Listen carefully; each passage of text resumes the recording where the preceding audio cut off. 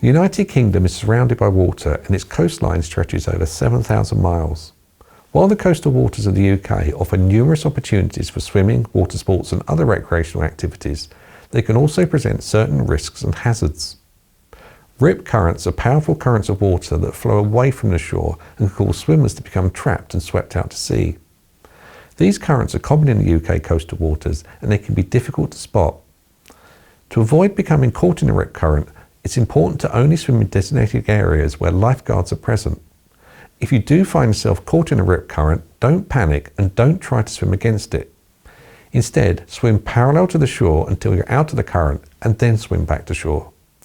Water sports are common, but they can also be dangerous. Common injuries associated include cuts and abrasions from contact with equipment or other water users, as well as more serious injuries such as broken bones, head injuries and spinal injuries.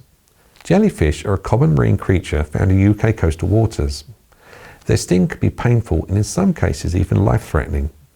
If you're stung by a jellyfish, it's important to immediately rinse the affected area with vinegar to neutralise the stingers. It's also important to seek medical attention if the sting is particularly severe or if you experience any other symptoms such as breathing difficulties or chest pain. Hypothermia is a condition that occurs when the body's core temperature drops below normal. This can occur when swimming in cold coastal waters, particularly during the colder months of the year.